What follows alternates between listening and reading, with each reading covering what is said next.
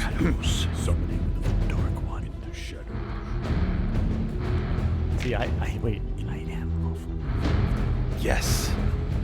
Slanesh. Stop that. Succumb. The succumb. No. Excess. When you return. Yeah. Let's do it. Go.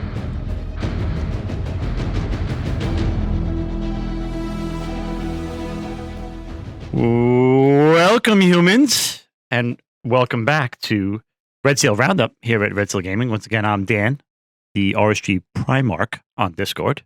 And I am Sal. Death March on Discord. And we're back. I guess due to popular demand, we're making episode 2. Yeah, episode 2. So episode 1 went well. I mean, we had our mistakes. We had our uncomfortable moments. Just a little scratch today. And logically, we would follow up number 1 with number 2. So we're... All right. Well, we'll start this episode off with a quick little recap of the week in news. Yeah. We had some news from GW. We had some Warhammer Fest. Warhammer Fest. We got a lot of new news coming down the pipeline, new products, a lot of fun stuff. Looks like it's coming. We got the new Orc faction being Beast Snagga with their herding of squigs and other trophies that they've collected. It seemed that the miniatures look fantastic. Other orky nonsense, but the miniatures always look fantastic. I think I've yet to see a bad miniature in quite some time now. No, all the sculpts are top notch. Sisters, new are sisters getting even more plastic, and I think people are starting to feel the weight in their wallets because they're getting more and more plastic. They're getting armored suits. I mean, wait, you asked for it, you got it. Yeah. It's always. We've been waiting for Sisters for how long? In plastic? Forever? Ask a Sister player. They'll let you know. They'll let you know. Well, their wallets are hurting, which in the end is a good thing. So you wanted the plastic, you're getting it. So let's keep that going. Yeah. Age of Sigmar. Yes, that's probably the bigger news coming out of Age of Sigmar. Yeah. They did finish the last Broken Realms book announcement, which was Kragnos. Yeah. Kragnos miniature is like fantastic. It's crazy how big that thing is, how awesome he looks, and he can be used by multiple destruction armies. Yeah, it looks like he's going to be the centerpiece model for a souping faction of all destruction. You'll have your orcs, your ogres, your pretty much everybody under one, Lord of Earth. He's like the demigod of earthquakes. I mean, that's cool. He's the world pissed off. Yeah, I mean, it gives destruction that it also gives destruction. Everybody else has got their giant models. Like, it gives destruction something there. Which is, again, speaking of giant models, one of the things I love about Age of Sigmar is the centerpiece model. Yes. I think it just gives two titans clashing with all their minions and followers. Yes, you see the big boy shows up on the field. Yeah. And it also, we don't know what the other announcement is, Age of Sigmar 3.0. Oh, goodness. With new rules. But don't get me started. But it's also the idea that the centerpiece models don't have to worry about like line of sight. Like in 40K, it's like, where am I going to hide my 24-inch model? In Age of Sigmar, there's always they're playing peekaboo, hiding from all the heavy weapons. Yeah. Like, there's a 14-story building. You can't hide behind it. You can't see the kaiju hiding behind the building. Yeah. Right? So hopefully 3.0 keeps those things where the centerpiece models out in the field. You don't have to worry about, I could see him everywhere. He could just get, Which was a thing going back to old school fantasy battles. Yeah. You want to get a rock dropped on your head or a cannon blowing you up. Yes. So I do like that they can be out there in the thick of it, in the front lines, wreaking havoc to it. It's like Sauron, wielding the giant mace, just blasting, sweeping through the masses. Yes, that's what we want to see. I mean, that's what it should be. Yeah. Imagine guessing on the footprints of old new models. Yeah. You can guess like ranges. It'd be so easy. Like, forget it. 8-inch mistake bracket. Come on. Myself included, being a dwarf player all those years, and our buddy Damien with his orcs, who could pinpoint to the centimeter where my heroes were hiding in the units. I used to hate that. That was always fun. He'd take out the tape measure and it'd be like, 17 and 5/8, and like he would nail it. He'd be an eighth off of what the actual measurement was. But 3.0 is the bigger news out of probably the whole 3.0. All right, I have to admit something here. I mean, I'm sure you'll admit it too. We'll come out of the closet. We did not play 2.0. No, at all. We did 1.0. Mm-hmm. And the reason we did is because we're probably a little old. We got a little old school grouchy there. Yeah, for a little while. That's a whole nother show is discussing the transition from old Warhammer to new Warhammer. But go ahead. As I said, we've been playing Warhammer for a long time. We were heavy into 8th edition. The system was breaking down. You had these ridiculously large units. Rock, paper, scissors was a thing you would automatically lose pretty much as soon as you deployed on the table. You knew if you were going to have a win or a loss pretty much 80% of the time as soon as you hit the table because the matchups were just bad. And what was an FAQ back then? Oh, well, yeah. That didn't exist. You know what I mean? We would get them, but talk too bad about GW, but everybody knows if you're a fan of GW, you know that they have changed their ways, though. I mean, the community side alone, they are making an effort to reach out. But back in the day, it was not the case. No. FAQs, they wouldn't even, we are a miniature company, not a rules company. That kind of stuff was going on. I think they've gotten better. Don't get me wrong, they make mistakes. They are first and foremost a miniatures company. I've accepted that, and I live with that because it is what it is. And they make great miniatures. And they make great minis, so you can't argue that. I think they were getting better with the community outreach, with listening, with responding to rules problems, with responding to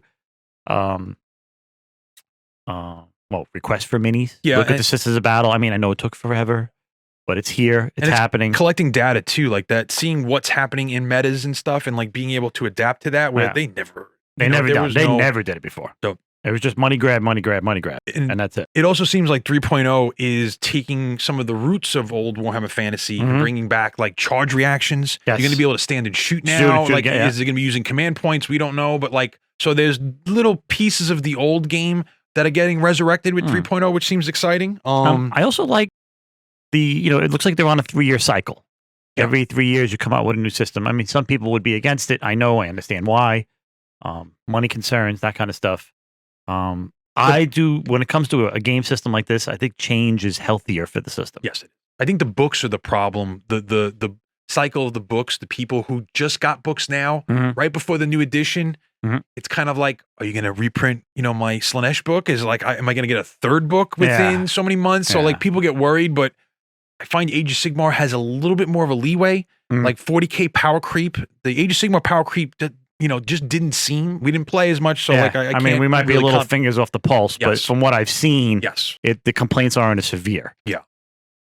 Maybe due to how many armies too, we complain that our armies don't get done over soon enough or whatever, but when they're dealing with so many armies, you got to give them a little bit of a break. I mean, how many 12 to 15 different factions in each? And we always said that they 40K and Age of Sigmar, and they always, not that they cannibalize off themselves, but there's only so much Age of Sigmar, then 40K, then Age of Sigmar, then box games, and then so like they have to make room for all their releases. We understand that. So staying on Age of Sigmar real briefly on a personal note, it has to be mentioned that there are some rumors of Grunyi returning. Yes, there's some stirrings in the mires and bogs and also the mountains. Yeah. And that puts a very big smile on Danny Dwarf over here. Because yes, I've been waiting a long time for my Durden to be revisited. Not that I mind the Slayer army. I have to admit that I am not a tremendous fan of the Karajan Raiders because the little steampunk, just not my thing. A different flavor. I don't hate. I never do. If you like it, that's fine. Don't take offense. Just not my thing. I like my dwarves with hammers, axes that look traditional, not too sci-fi. I guess you could consider myself anti-engineers guild from the old dwarf days. Well, you'd like them more if you still had the option of a newer side. Like if they're talking about a dwarven realignment and you do get back dispossessed, become a faction.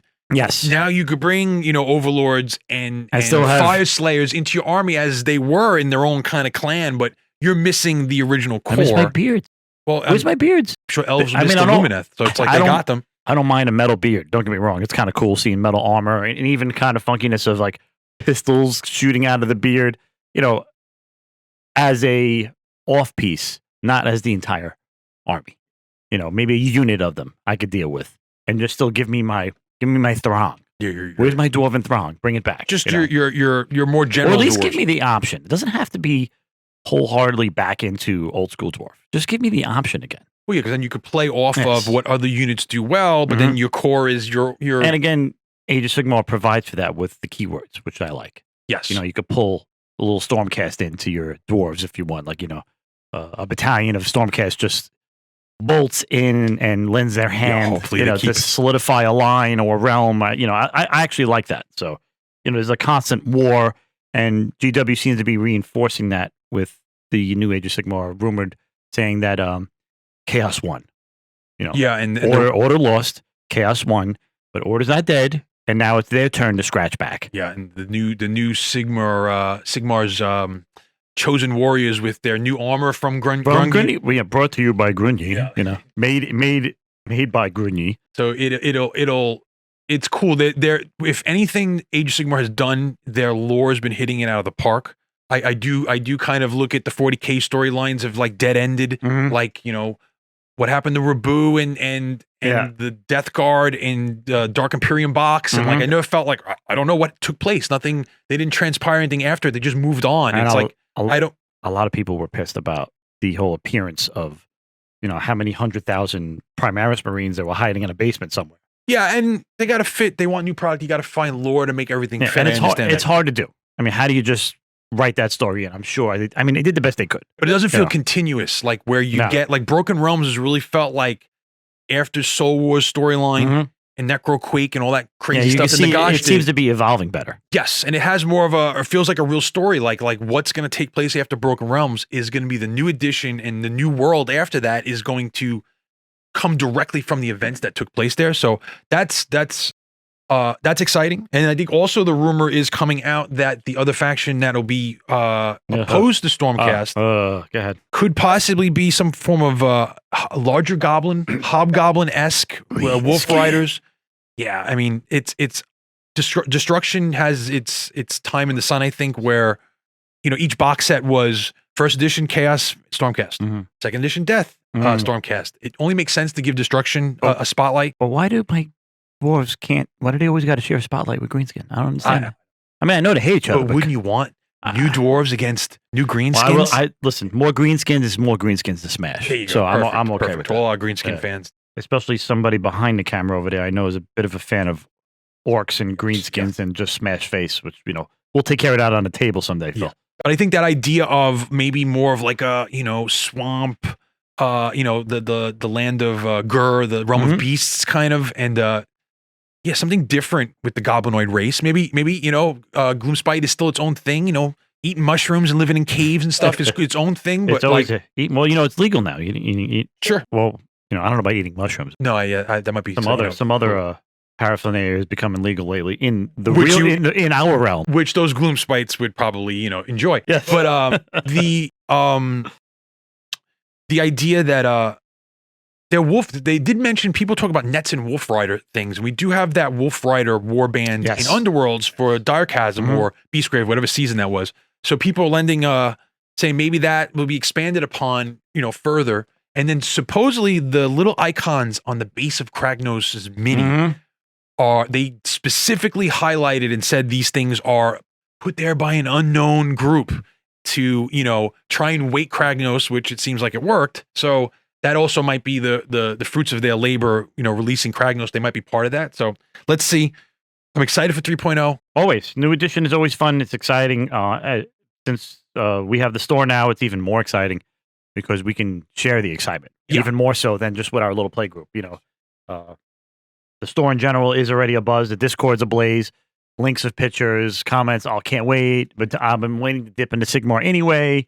As a 40K player, I was just waiting for the right time. I was worried a new edition was coming. So all that is happening. Yep. And we can't forget that also the Vampires got a big, their book's actually coming, which is ironic because now they're getting a book right before the new edition. I feel bad for them because it happened to me with Dwarves. Yeah. It popped right before 8th, It always used to happen with the High Elves, but then they got the next book right at the new edition. That's how that used to work. When everyone talked about those days. I thought this was going to be an elf-free moment. Yeah. Bad enough we had to share the spotlight with my goblins. Yeah. Let's leave the elves out of it. They did mention the Dark Elves making, there's another rumor in there that Malarian might be one of the factions that might come and have Shadow Elves, so to oppose the Lumineth in a way, so we never can escape the elves. No. They're there. No. But yeah, the vampires look impressive. Blood Knights. Affordable Blood Knights, by the way. Oh yeah, affordable Blood Knights compared to 5 of them were like almost $100 for 5 resin. What do they call them? Like, the sculpts were good, but they were fine cast. Yeah, I didn't want to use. I know some other people use another fine number 2 Which they comment were. about I mean, them, it's resin blasted into their metal mold. yeah. You know, it's a and way then you to do all that work and you paint it and you drop it and the mini explodes. That was just terrible. Or leave it on your dashboard. And I think one of them, someone commented, it melted. It melted, yeah. That was, in the sun. But anyway, so vampires are getting a whole new zombie miniatures, new skeleton warriors. That's a bit, and dire wolves, like bats. And I love the skeletons have that Death Rattle look from the Curse City box. Yes. With the leans and the gates. Yes, Curse City. We won't talk about Curse City because that's, I'm sure all those miniatures are. That's a whole, I mean, the minis are great. We actually enjoyed the game, but we'll get into that another day. That might be another video. Yeah. But that might be a victim of the pandemic, but we'll see. We'll do more research on that to see what's going on. But I think overall, Warhammer Fest, I personally feel that it was something, as much as they gave each day, they could have did a Friday, Saturday, Sunday, 3 hours each day and got everything in. Maybe even just, honestly, you could have did it in just Saturday if you really wanted to. I mean, the 40K, hey, look, they talked in the beginning for 10, 15 minutes. You got maybe 20 minutes of new content. Then they had an interview that went 15, 20 minutes. So like by time, you really had 20 minutes a day of actually sitting there watching what was really new for each day. Butter spread over too much bread. Yeah, I mean, that kind of thing. So, someone had an idea for that. I mean, is it, in the end, hopefully they take feedback and be like, maybe that wasn't a good idea. We tried it, and could be another pandemic issue. I mean, I guess call me an optimist. As a gamer, I tend to be an optimist. That's, I own a game store. I have to be an optimist. But maybe they, they had different things going on that we don't know about. The pandemic is hurting all businesses. We're starting to see supply chain issues, which we'll get into in a moment. But I think we touched everything. Oh, we have some mention of X-Wing. We did get some great new news coming and leaks for for X-Wing. It seems like all the leaks are coming overseas than they do here in America. France, Spain, because Asmodee is a European-owned company, things are seemingly getting shipped or just spoiled there first but anywhere else. But we did get to see the First Order. I think it's called the Fury, the First Order, new squadron pack.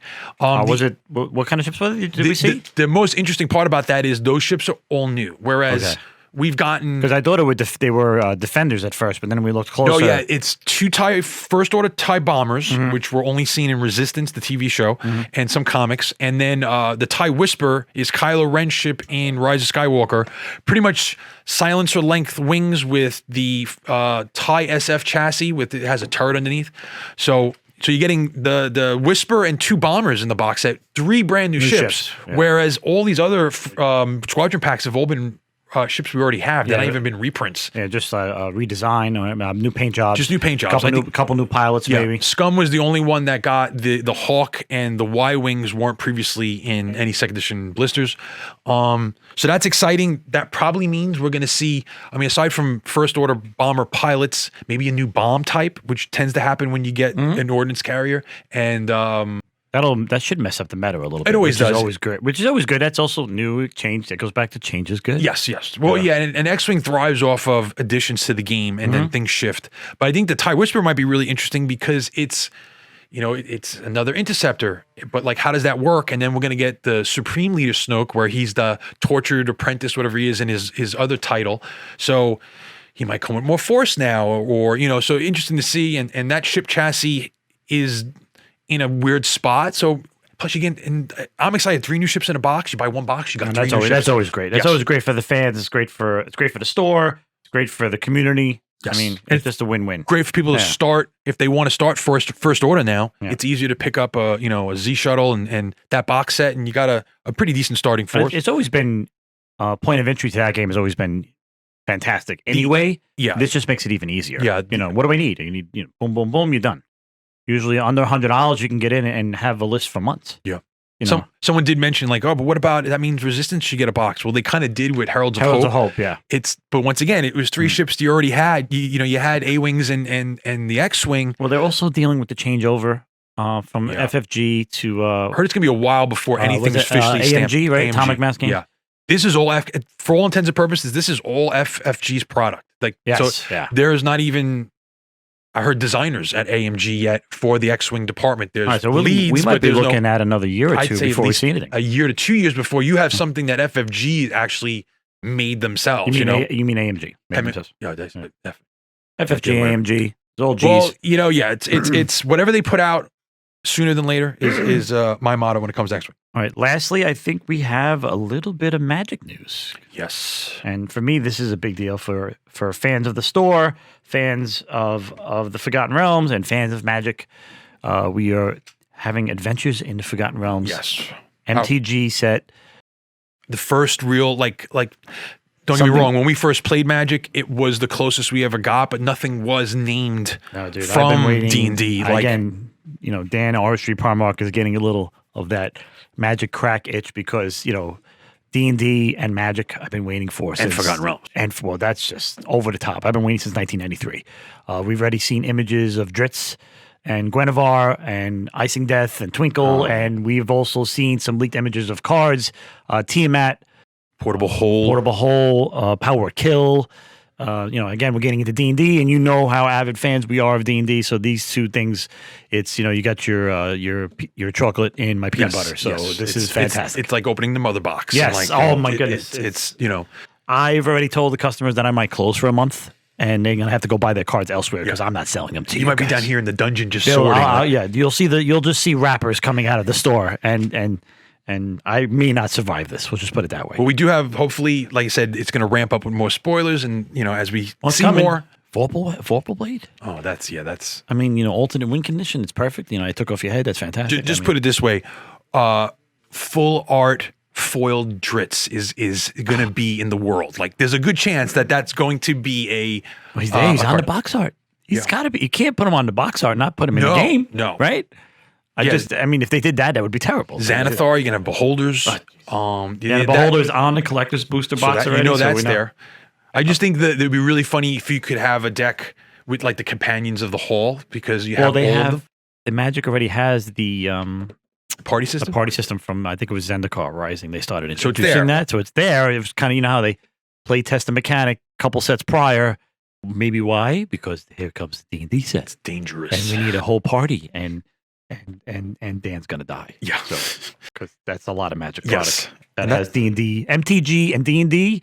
That's just That's like a peanut butter and chocolate. It is. It's a cocktail that it's probably going to kill me. Yeah, Molotov cocktail. Yeah, I mean, this is just spoilers. Like, we saw like 6 cards, and I'm already can't contain myself. Yeah, it's a 300+ card set. It's replacing the core set from this year. It's in rotation. It's a standard set, standard legal set, which means the possibilities of returning to it are even more likely. And then it's an IP that they own.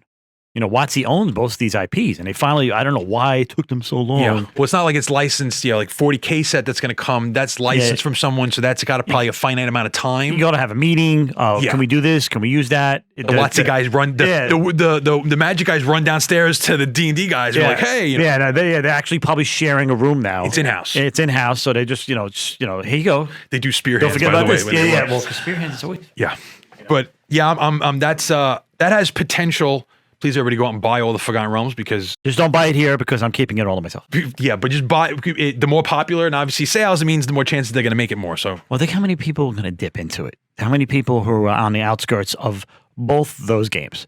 How many people are D&D players? Always saw the Magic, but maybe they didn't like Theros. Maybe they didn't like Zendikar. Maybe they didn't like Ravnica. But wait, it's D&D. Dritz is on the box. That's a beholder. Oh wait, that's Tiamat. I know who Tiamat is. How powerful that card must be! Really powerful, because I know Tiamat is the goddess of the dragons. Yeah. I mean, she must be powerful. All different colored dragons you're gonna have in the.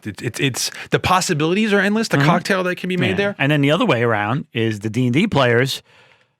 I'm sorry, the D&D players obviously going in, but then the Magic players are like, I always heard about D&D. Wow, this is a cool card. Look at this card. I mean, you could play this character? Who's this guy Dritz? Yeah, it could Maybe lead to reading more. the novels. Like you're gonna chase. Guess what? We have all the D&D product right there on the shelf. Why don't you go check out a book?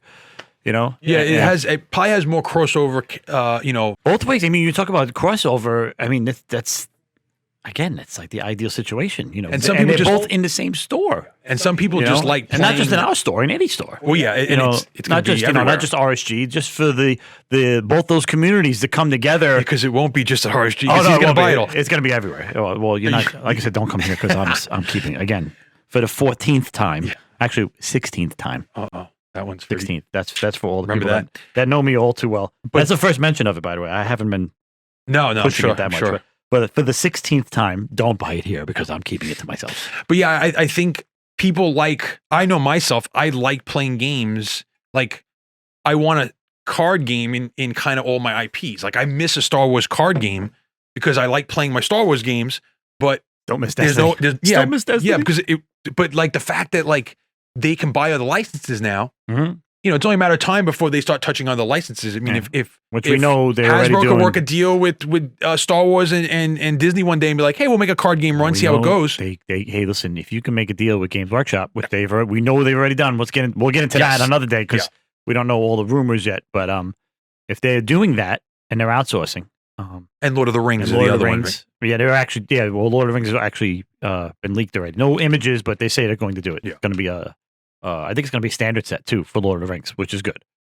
Whereas the Space Marine one looks like it's the 40K is going to be silver bordered from what I heard. Yeah, it's also going to be that new universe they call it. Yeah, the foiled image there is going to be different, so you could tell. Well, we'll get into that later. Anyway, I think that's pretty much it on gaming news for the week. Yeah, we might have missed some stuff here and there, but it was if we did, and again, you know, leave a question in the comments or hey guys, you know, we saw this. Do you guys know anything about that? Yeah. And you want to hear us talk about it and discuss it because you know, more content for the show is always good, and especially if it's stuff that you guys are interested in. A lot easier for us to talk about things if we know what you guys want to talk about. Yeah, and it was not just what we're interested in. And it was a busy week with a lot of stuff with the Warhammer Fest and a lot of and the hype behind our first video. You know, the store seems to like it. The people seem to like it, and that'll probably lead us into some comments from last week's video. Yes, we had some people ask some interesting questions in the comments below. One of them was from Warp Rider Games. In the description below. The description below. Warp Rider Games. Larry, our friend Larry. Hello, Larry. I hope you're doing good in the new store, by the way. Yes, keep it on the West Coast. Never stop gaming, Larry. Never stop gaming. He wanted to know if you could do an episode or at least comment and talk about Dan's School of Positive Dice Roll. All right. Well, he remembers it. We'll just put it that way. Larry is just a quick throwback to Larry. Larry is a friend of the store, friend of us from back in the day. He used to live on the East Coast, and I don't know if we truly introduced him to it, but we made a lasting impression upon him and the way our group played and the manner in which we played. Come on down in the basement. Come on down in the basement. He's a I guess you could say a student of Dan's School of Positive Die Rolling. Correct. That's something that I've always said. And we'll touch on it briefly. On a personal note, I'd probably want to do an entire episode on this. Yes. And actually display my methods and show them like on camera so people can actually see that it works. Okay. Because it does. Because I have lots and lots of students out there of Dan's School Positive Die Rolling. And if there is any students out there and they're listening to this segment, please post your graduate degree that you have, Comment below that you've passed Dan's School of Positive Dice Rolling. Yes. All right. So what that is for me, I guess you can call me a spiritual gamer. I believe, and it started actually with Dungeons and Dragons, that you have to put a little bit of your life force into your dice when you roll them. You're actually giving up some of your chi, your chakra, your energy, your life force, whatever you believe, whatever you want to call it. We have lots of names for however you empower your dice. Yes, however you empower your dice. I mean, a lot of people already do it. The manner in which you shake them, the manner in which you don't shake them, the manner in which you pick them up, the manner in which you store them. We have places to keep our dice because our dice need to be safe because we're going to use them, right? So for me, it's always put a little bit of my life force. Like I'm going to die a little bit. I mean, a tiny little bit. I'm not talking about, soul draining, warlock life draining. I'm talking about just a little bit. Give a little bit of energy to your inanimate dice. Bring them to life. A lot of zeros before the decimal, Yes. I'm not talking about sacrificing anything here. We're not talking about dark rituals. Yes, we'll do those too. That's sorry. That's a whole nother show. Not safe for work and all but that. Positive energy. Positive energy. Don't be a defeatist right off the bat. Give a little bit. You want these dice to do something? Give them the energy to do it. Okay? And I preach it and I believe it. And anybody that knows me, and if you want to come and witness it, you can watch me roll dice. You are a victim as well as a student of my Dan's School. Yes, I've been on both sides of that coin. Okay. So especially my forte is D6s. Yes. All right. Yeah, 20s have their own life. D&D dice 20 has its own kind of but yeah, you're pulling from the negative realm or the positive realm in a way, you know, and yeah, I've been on both sides of that coin. I felt the good of the 20 and then I felt the pains of multiple sixes. Yeah, if we were playing a cumulative game or a cooperative game, you would benefit from my die rolling, although still kind of chagrin about how good I could roll. We just played Curse City. Same thing happened. I'm like, oh, Dan's rolling sixes, but it's good. It's good for us. You should be happy. But Dan's rolling sixes again. It comes back around. Okay. So Larry asked a question because he's, again, a student of it. I hope he's practicing it and preaching it on the West Coast. We have to spread the word of Dan's School of Positive Die Rolling. So again, a little bit of chi, a little bit of energy into the dice, and it will come back tenfold when you succeed. So you're giving, but you're going to get back tenfold. If you fail and the roll is bad, you only gave up a very small portion of your life force. And you might be a little sad that it failed and a little, but the hope that knowing that if you continue to give a little bit, that when you do roll that 20, or when you do roll 10 dice and 8 of them are sixes, or exploding sixes in different games, or in D&D, it's when you roll that crit, when you get that 20 at that key moment. You need that saving throw. Well, how do you react? I'm already, my hair standing up on my arms. Okay. Well, not in my head because, there's none there, but the hair on my arms is standing up just talking about it, because when you do get those sixes, or when you do get that 20, or even not a 20, but a successful roll that helps the party, that helps the group. Life or death situation. It's life or death. Wait. That's, hold on. That's my kryptonite. But we'll talk about it. There is a kryptonite to it. And there has to be. Any good story, there's the oh no. But let's stay with the positive first. When you succeed, and the energy and excitement that comes back is tenfold what you gave. So one success is 10 times better than one failure. And in my experience, it's what keeps me young. It's what keeps me happy. It's what keeps me excited to play games, is the positive die roll when it happens. And to give the little, to get 10 times back, and that's Dan's School of Positive Die Roll. I know we will do, because I want to do it. We will do a whole... You want a demonstration? We will do at least a 15-minute demonstration, if not longer. Yeah. Who knows? Maybe it'll be a monthly, weekly segment of Dan's School of Positive Die Rolling. Today we have a new student, and we can, whatever. Yeah. Let's change your mind. Yeah. Like, get the person who's the naysayer, and then let me show you. Yeah. Let me show you that it works. Now, just not one roll. One roll is not going to change your mind. It's going to be, you have to put in the effort. Like anything worth doing, you have to put in the effort. You have to give up that life force just a little bit. And I remember it comes back tenfold, I'm telling you. And I remember being young and playing games, and being young, you're a little pessimistic in things. You can be, negativity is like, these dice are against me. And there's that kind of Brian feeling. has thrown how many dice out the back window in Staten Island back in the day when we were playing D&D. He would just take them and chuck them. We've destroyed at the neighbors' houses. Dice have been destroyed. And I used to preach to him all the time. I said, no, that's not how it works. It's not the dice fault, it's yours. And it can go, for me personally, after it goes on autopilot, because I'm not worried about the failure anymore. Mm-hmm. It's just that the positivity channel, it will just come, and you can just roll your dice. I wait for the success. I don't wait for the failure. Yeah, and when the success comes, I enjoy it. And then you forget the failure because it doesn't mean anything. What failure? Yeah. What failure? The only failures I remember, and we'll go back into my kryptonite, is you have to discuss the kryptonite, knowing that there is a. And for me, I don't know if it's for everybody. This is still something I'm researching. Okay. Yeah. We've seen it. There is something that happens to me. And it only usually happens in D&D, but there are other games experiences where it does happen, and it's what we call a save or die moment. Yeah, it's that pivotal moment when you need to not roll. Basically a one. I first discovered it for me personally. I mean, everybody probably has a kryptonite, just like all superheroes have a weakness. For me, it was we were playing D&D again. Everything's with D&D, as I said. Never stop gaming. D&D. Save or dies were a big deal back then. If you failed this saving throw, you died. Yeah, you were dead. Finito. Yeah, finito. So whenever any of my characters had to make the save or die roll, I became weak and fearful, and fear is the enemy to Dan's School of Positive Die Rolling, because positive energy and fear is negative energy.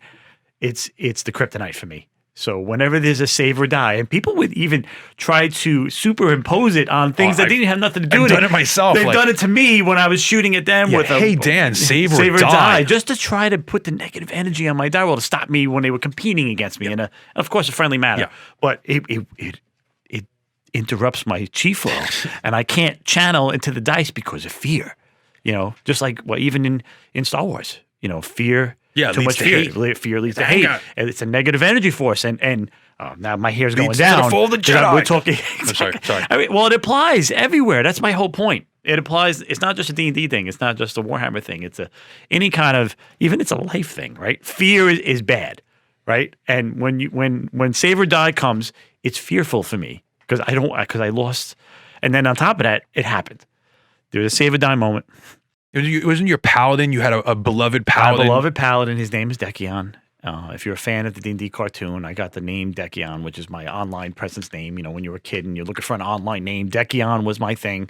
I'm still Decion on a lot of online games and online, usernames and whatever. It's still my thing. And he was your high-level paladin. He was my high-level paladin. He had a save or die moment. He was fighting an old demon. His name is, I think it's pronounced, I don't know if I'm pronouncing it right. I think it was Geryon. It was a demon that he had problems with his entire life. This character had children. He was married. He had kids, so on and so forth. His own castle got attacked by this forces of this demon, and he had to confront the demon to stop this invasion. And he went through a cubic gate to go and face him.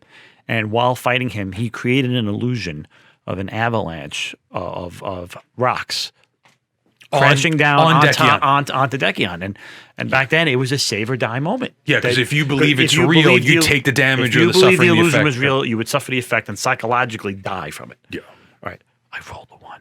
When you probably had a pass on a 2+, right? Like Paladins back in the day had saves were unbelievable. That was the best thing about the class.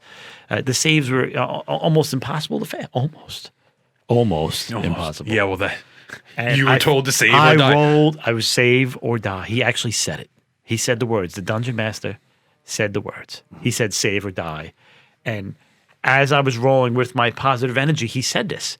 And it interrupted the flow. And I rolled a 1. And you died. And the character died. Now, that's the character you also buried in the backyard? That's the character I buried in a metal tin in the backyard in Staten Island. And then they put a concrete slab over it. Which I almost wanted to dig the concrete out when they moved. I'm like, let's go get him out of the ground. My parents sold the house. You were like, let's get the jackhammer and dig him out. I said, no. Yeah. We filled the hole back up. I said, no, that was a weakness on my part. I failed. I did not listen. I'll go there right now. And, it's too late. He's gone. Yeah, we'll go. We gotta let him go. All right. We gotta let him go. It's a lesson. It's a time capsule. Someone's gonna find out one day and be like, "What's this kid?" It's a time capsule. I don't go. Don't go to my house in Staten Island and try to dig it up. Let him rest. Let him rest. Because what came from that was learning that Dan's School of Positive Die Rolling works. Yes. Just avoid the fear. That was your SAT. And that was that was this is my thesis on it, right? Avoid the fear. All right, so that's Dan's School of Positive Die Rolling. We'll go into more depth into it. Larry, thanks for asking. Good luck with the new place, brother. I'm glad you look upon your time with us in reverence, and I look forward to you coming back someday and playing with us. Yeah, come back to the East Coast and maybe we could do some online gaming eventually too. We have, I think, one more question. Yeah, I'm trying to see who that is. That's Go Away YouTube. He asked a question. What's a game that you sunk a large amount of money, time, hype into, and never ended up enjoying? Enjoying playing, I would think in the same kind of. For me, I don't know if this is the same for you. For me, it's a Games Workshop game. It's called Warcry. Came out. I was hyped. I thought it was going to be the new Mordheim. If you're a fan of Games Workshop, Mordheim was the fantasy version of Necromunda, where it had like a campaign system. It was the campaign system that made it. Like a rating system. You guys could gain experience. It had like a very like role play element to it. You can name your guys. You can trick out the models individually. Like he gets a new weapon, you can take the armor off, put a new weapon on him. But there was all this RP to it. Very much what they're doing now with the current Necromunda.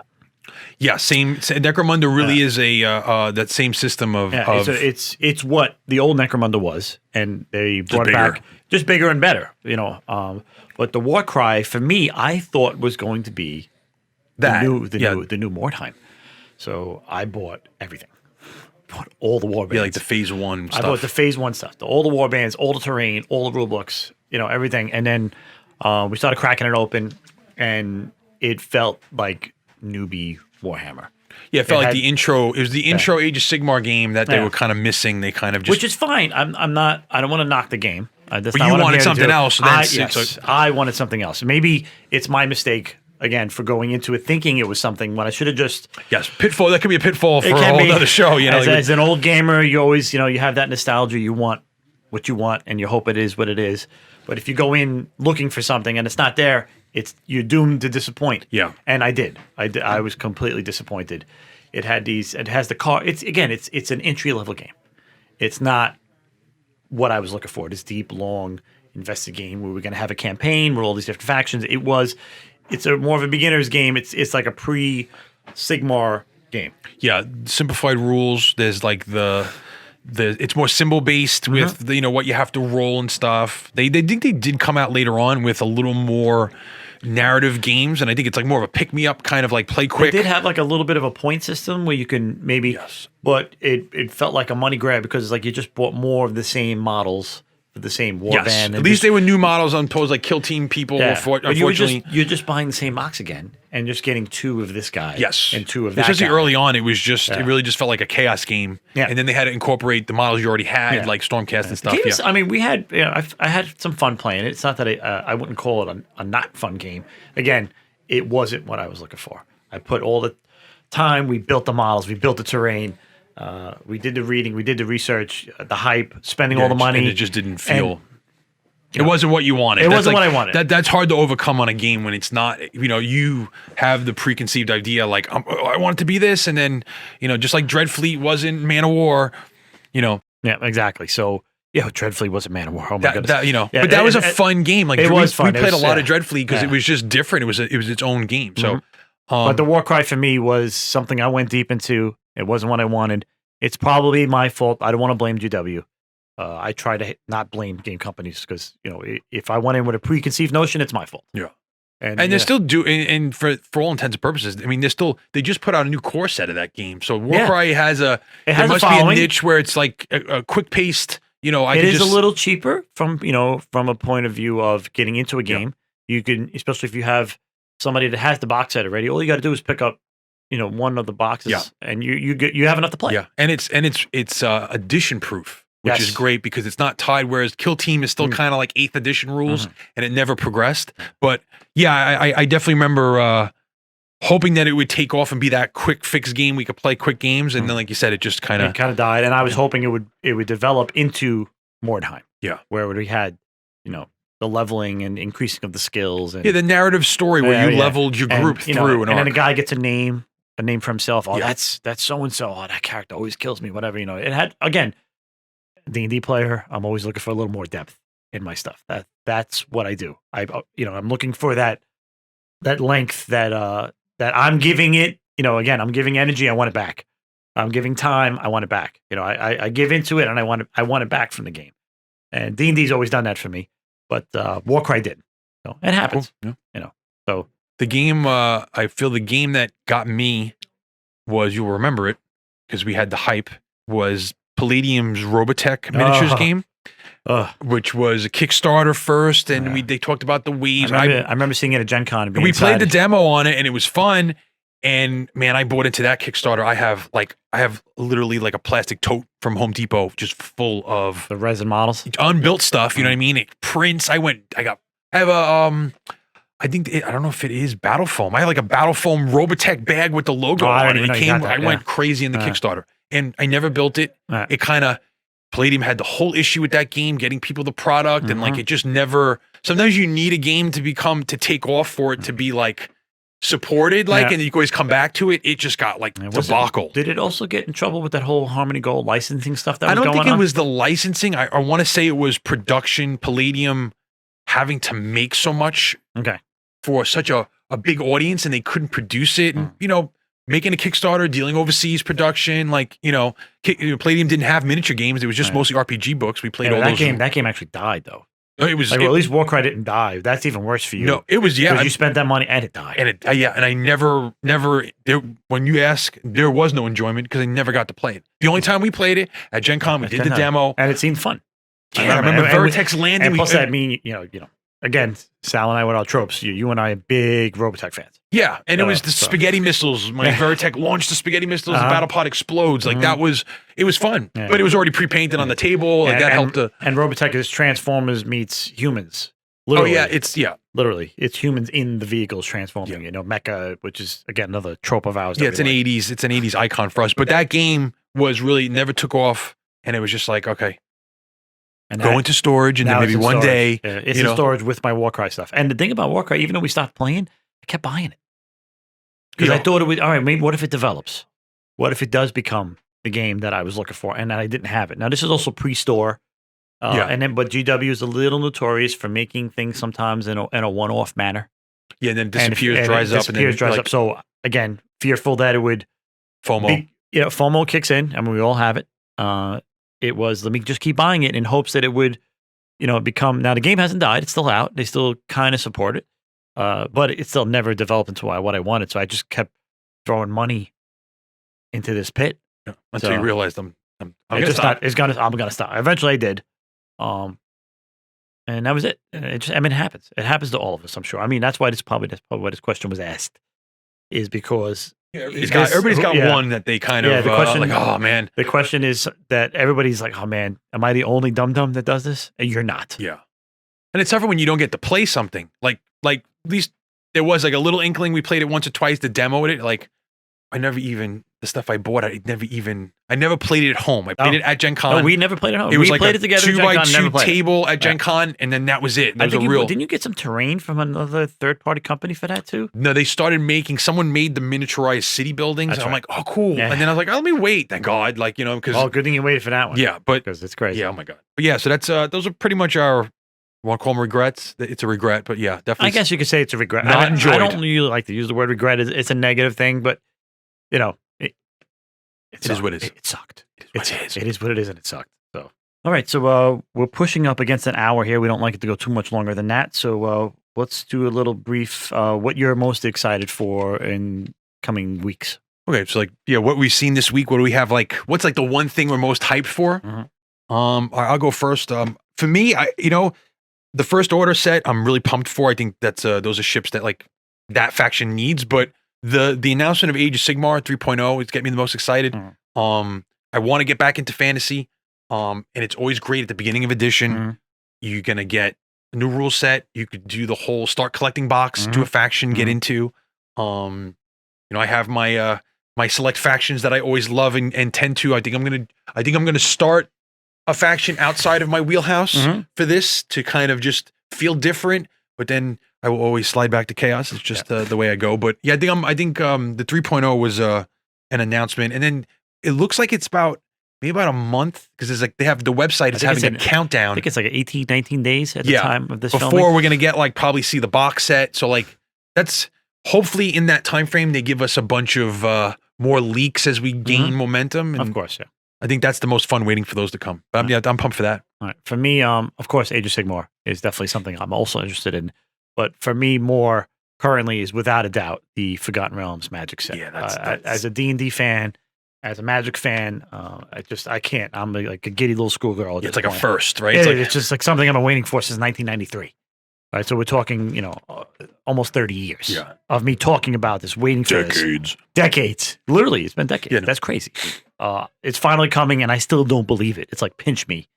I still don't believe it's happening. When I have the cards in hand, I think we're going to videotape me opening my first pack. Yeah. Just to see if I actually survive the encounter.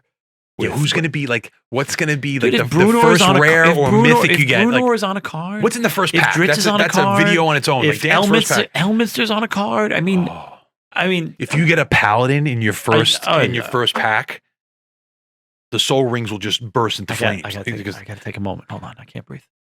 Wings like an angel, you're just you might, we're gonna have to make TikTok heavenly. You might heavenly explode. Okay, yeah, it's just crazy. Magic, D&D.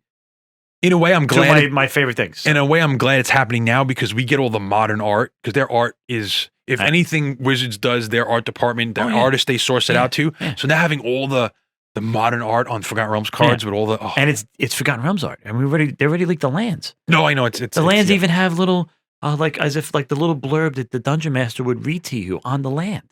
Yeah, that's gonna be cool. Like setting this as you place your land. I'm gonna. Are you gonna say that every time? I'm gonna be DMing. I'm gonna be like the DM narrating as I'm playing. People are gonna get so tired of playing. Oh my god! Because the game's gonna take forever. I'm gonna be doing all my voices.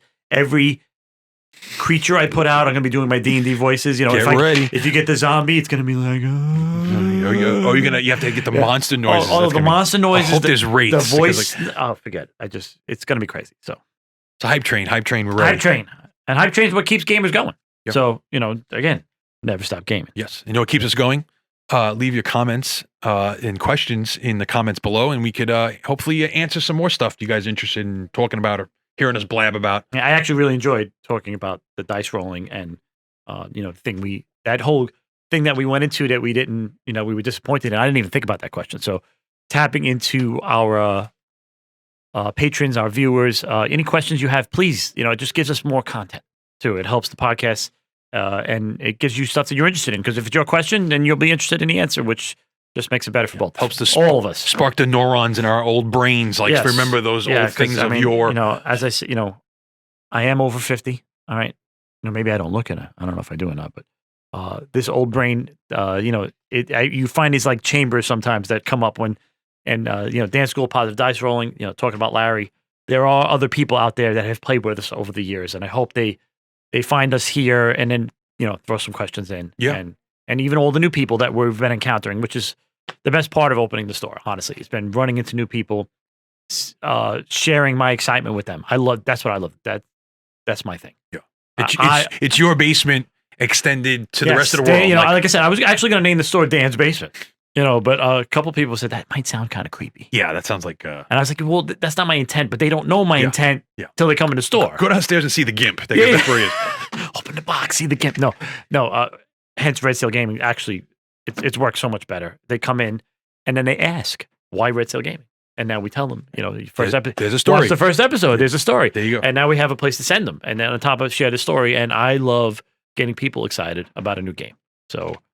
Hence why what I'm excited about for me again is the Magic, it's D&D, and comments, questions from people that are watching. We'll just give us more content, and then don't forget to check all the links in the descriptions below for Twitter, Facebook, Instagram, TikTok, so on and so forth. So again, big props to our man Phil behind the camera for helping us out as always. Thank you, Phil. Thank you for watching, and we'll see you guys next week. Next week. Peace out.